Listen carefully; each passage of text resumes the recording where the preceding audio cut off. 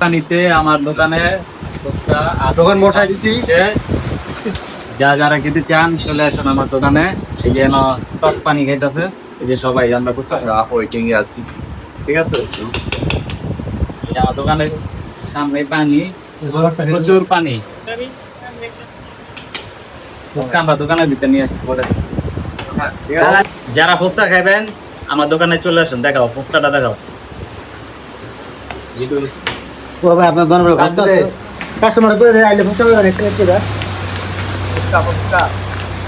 জাল হইব করবা যাও এই তো করা গেল। ফুচকা খাইলে চলে আসুন, ফুচকা খাইলে চলে আসুন আমার দোকানে। জোরে গাও কি কি ফুচকা বানাও। ঠিক আছে আপনার ফুচকায়? আমার আছে ফুচকা আছে, ঝালমুড়ি আছে, আর কি? আর এই তো আর কিছুই নাই। আর কিছু নাই? আর ঝালমুড়ি, ফুচকা এই দুইটাই গেছে। পানির কারণে কি বিক্রি হয় ভালো মতো? আরে ভাই বললেন না পানির কারণে কেমনে বিক্রি করবো? এই যে আপনাকে দোকানে সেইটাই কষ্ট হয়ে গেছে অনেক।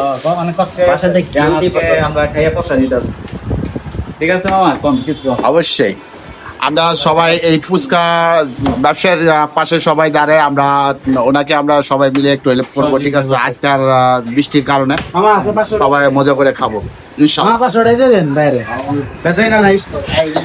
আমাদের এলাকায় অনেক পানি, রাস্তায় গেছেন ভীষণ পানি। ফুচকার দোকান আমরা ভিতরে নিয়ে আসছি। আর কেউ যদি বিয়ের সাথে বাইরে নিতে চান তার নাম্বারটা ইনবক্সে দেওয়া হবে, আপনি তার সাথে যোগাযোগ করতে পারেন।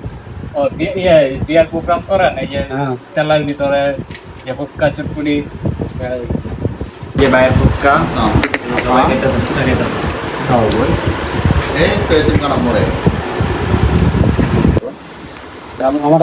টক দিয়ে ফুচকা, এই যে টক আর ফুচকা পানি দিবেন, দেবেন